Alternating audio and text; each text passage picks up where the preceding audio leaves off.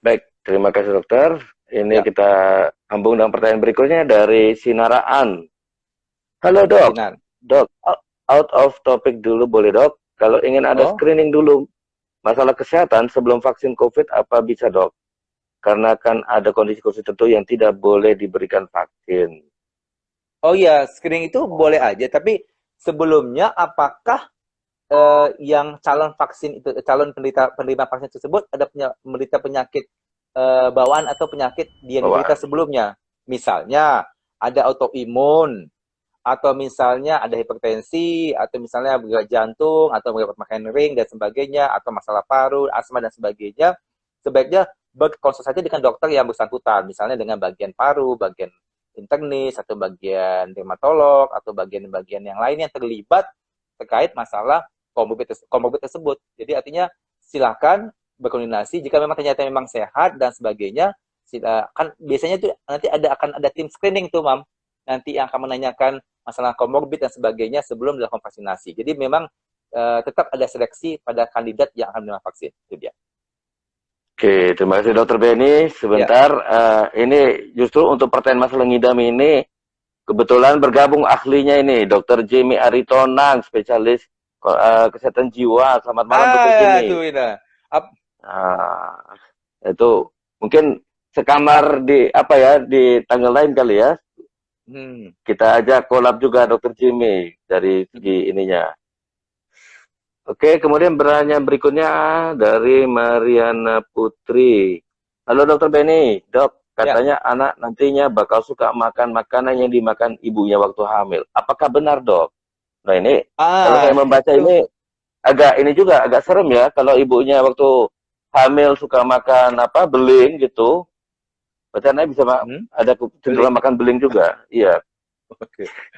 Jadi Ponorogo. kita oke, kuda kali itu lumping. Oke, jadi itu kembali lagi kepada masalah teknologi pada medis. Di literatur juga dengan disebutkan bahwa seorang ibu hamil selama hamil suka sesuatu makanan, jika nanti dia punya anak, hamil anak tersebut akan juga menyukai makan tersebut. Itu belum ada terminologinya. Ya, setahu saya belum ada terminologinya. Jadi pada prinsipnya anak itu dia akan menyukai makanan kalau memang terpulang pada nanti pola cara pemilihan makanan asupan pada saat dia setelah lahir, mungkin seperti sayur dan sebagainya, itu mungkin harus dibiasakan sejak dini untuk terapi atau misal asupan konsumsi nutrisi tersebut. Tapi mungkin lebih cocok nanti dokter anak yang jawab ini, dokter Iko. Untuk SPA Baik, yang jawab tersebut masalah itu, mungkin bisa undang dokter Malisa, dokter Malisa kan juga tumbuh kembang itu. Jadi memang, tapi dari benar-benar. segi medisnya belum tidak ada penelitian mengatakan bahwa kalau misalnya seorang hamil, ibu hamil menyukai misalnya makan tertentu, itu anak pasti suka. Enggak, itu bukan itu tidak belum ada penelitiannya dan belum terbukti secara evidence base. Jadi memang itu hanya mitos. Oke, terima kasih Dokter Benny. Ya. Ini dari akun Graselika. Ini mungkin tadi sudah dibahas sebelumnya ya, bila Hmm. mana belum sempat bergabung. Betulkah makanan yang diasup suami atau istri mempengaruhi jenis kelamin? Mungkin tadi Hmm. belum sempat bergabung, tapi saya boleh sampaikan bahwa itu tidak ada hubungannya. Itu hanya mitos. Yang masalah tadi kalau minum minum soda anaknya perempuan atau makan apa gitu nanti anaknya laki-laki. Ya, itu belum terbukti secara ilmiah. Kalau sudah hamil, itu sama sekali nggak ada hubungan. Tapi kalau sebelum hamil, memang 10% ya, 10-20%. Misalnya jika misalnya ingin anak laki, tapi jangan salah, yang prianya yang banyak makan daging, bukan ibunya loh, bukan wanitanya loh. Tapi yang prianya itu konsumsi lebih banyak yang daging atau ikan. Jadi kalau misalnya ingin anaknya perempuan, disarankan jika jika prianya banyak konsumsi sayur. Tapi ini jangan kita ngomong dalam kondisi yang belum hamil. Tapi itu tidak kayak probability cuma hanya 10-15%. Jadi tidak begitu sahih ya. Itu dia. Tetap kalau mau itu adalah namanya penelitian itu dengan tadi itu dengan pemilihan pada sperma di mana X atau Y yang dimasukkan atau diinseminasi atau misalnya diinjeksi pada saat pembuahan. Itu dia. Ya, dengan arti dengan apa untuk menegaskan kembali ya, Hmm. yang menentukan jenis kelamin itu adalah suami atau laki-laki. Jadi Dan pH vagina ya. Ya, dan pH pH vagina. vagina. Ya. Tetapi kalau secara umum ya, kan kadang di masyarakat masih ada, aduh anaknya sampai anak ke-10 perempuan semua, padahal dia pengennya anak laki-laki. Akhirnya, Hmm. atau anak ketiga terus belum mendapatkan anak yang diinginkan, misalnya pengennya anak laki-laki, akhirnya cari istri baru. Nah, itu yang perlu kita apa ya kita Oh, luruskan bahwa itu bukan kesalahan pasangan suami istri itu. Jangan jadikan itu sebagai dasar untuk kawin dengan orang lain atau untuk bercerai dan sebagainya. Dan itu pada masih ada di prinsipnya, dalam masyarakat kita. iya, pada prinsipnya kalau saya bisa kasih pendapat bahwa setiap anak itu berharga. Jadi apapun gendernya, setiap anak itu berharga. Ya, jadi Benar. terlepas gender, setiap anak itu berharga. Itu dia. Dan semua itu tetap titipan Tuhan. Ya, setuju. Ya. Oke, kita belum ada pertanyaan, tapi kita Oke. ada dukungan ya dari Desir, Desire, maafkan bila saya desire. Desire, maafkan saya bila saya tadi salah sebut. Dok Ben, sehat selalu ya. Kemudian Oh, terima kasih Mama Desire. mungkin, kalau saya tambahkan aja Mam ya, Mam Oktiani. Hai Dokter Benny, dokterku, idolaku. Ya. Oh, ini memang Dokter Benny ini eh, Oh, karena ramah orangnya dan tidak sombong, kalau kita mau bertanya dia akan menjawab dengan lugas. Makanya orang juga akan senang berobat kepada Dokter Benny. Ini seantero oh, Jakarta udah kenal Dokter Benny ini. oh iya iya. Makasih, makasih. Oh, itu dokter Jimmy teman kita usul topik yang akan datang usul premenopause dengan kesehatan mental. Mungkin dokter Jimmy bisa ikut serta dokter Jimmy. Ah, boleh, boleh tuh. Iya, kita atur itu, itu dokter Iko. Mohon dikasih Oke, catatan usul dokter kita Jimmy. catatkan. Ya, Premenopause dengan kesehatan mental. ya. Bisa webinar kita kalau udah bertiga nih. Pakai SKP dong.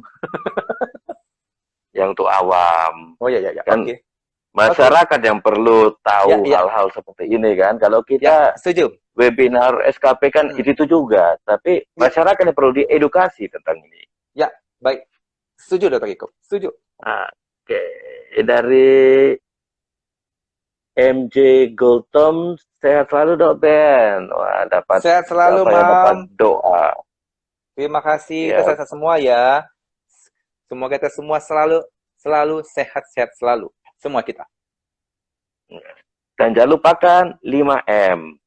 Ah iya, betul sekali. Nah, Apa itu 5M oke. dokter Iko? Memakai masker, Ya. mencuci tangan, Mm-mm. menjaga jarak, menghindari kerumunan, dan satu lagi apa Dokter Benny? Mengurangi mobilitas. Ya. Oke, Dokter Jimmy tadi.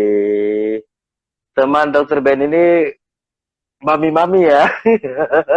Iyalah Iya kan, dong. namanya Iya juga dokter dong. kebidanan. Kalau Dokter Jimmy kan apa? eh sorry apa nama itu? Blocking ya. Bukan Apa aspek itu? apa?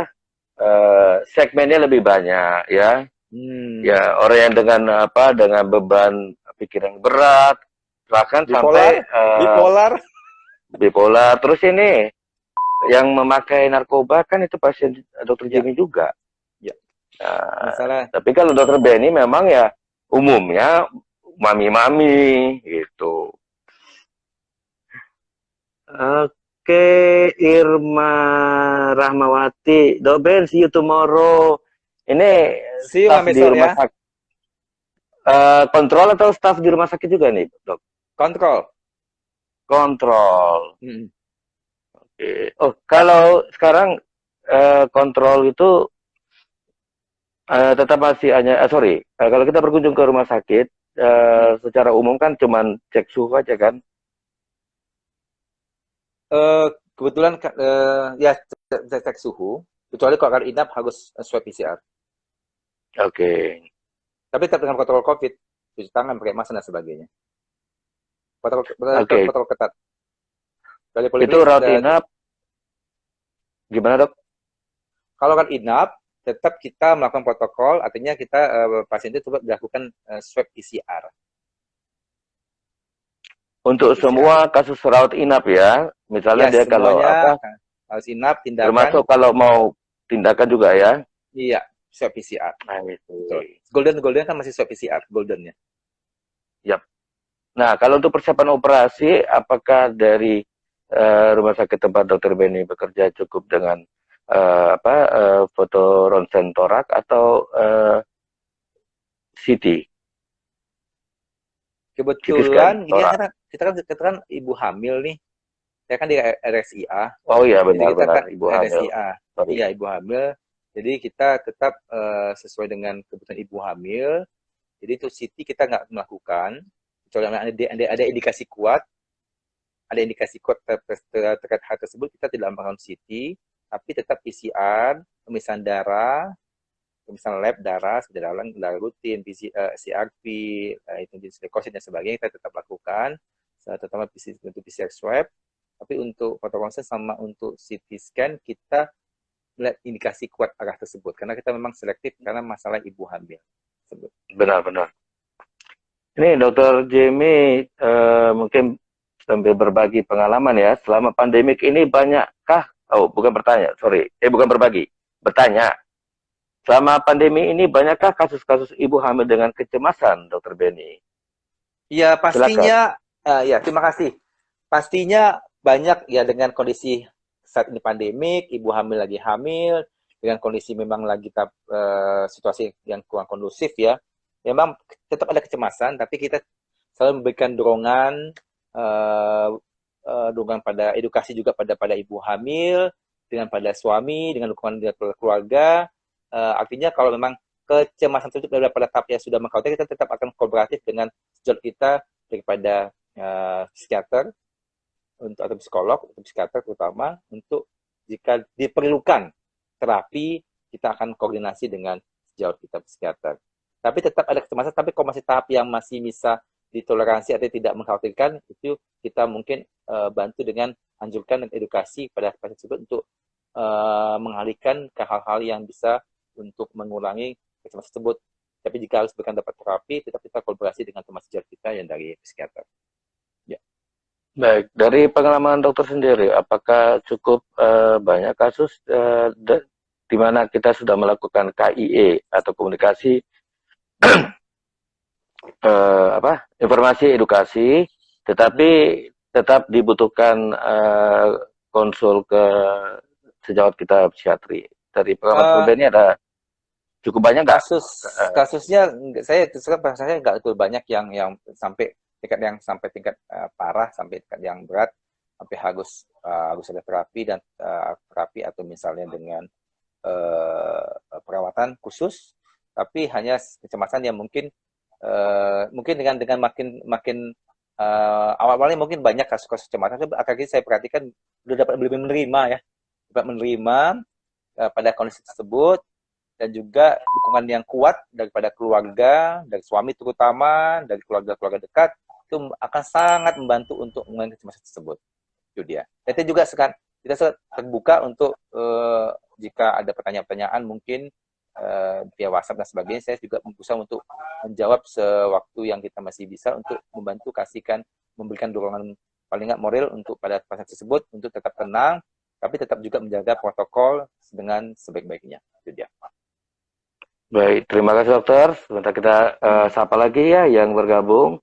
Untuk Desi Tam Siti, Laura Januarlina, Michael RP, Nelwetis, Cecilia Greta, Oside, Amanda Nurani. Ini PPDS USU PPDS USU Capcistus, ini sepertinya junior kita Dokter Beni. Saya perhatikan. Siapa? PPDS USU Capcistus. Itu ini yang followernya Dokter Iko ya? Iya. Oke. Kemudian ada Weni Wismanto, Dityansyah, Mbak Wen, apa kabar? Mariana Putri, Eka Sasti. Nah, ini juga mungkin Dokter Benny tempat ketemu juga. Ini sejawat kita spesialis bedah, Dokter Rudi. Oh, apa Apa kabar, kabar Dokter Dr. Rudi? Rudi? Nah, ini Dokter Rudi dulu ya kita Dr. Rudi tiga sekarang di sering mana? ketemu ya. Rudi sekarang di mana? Rudi sekarang di mana, Rudi? Dr. Rudi sekarang di mana Ah, posisi? Kalimantan ya, bukan ya? pokok bukan, pokoknya posisinya di Sumatera Utara. Saya sulit menyebut namanya, Oh, bukan karena Rudi. ini Oh, Rudi yang di Cipautar, Bali G. Cipautar. Ah, yang di Bali G.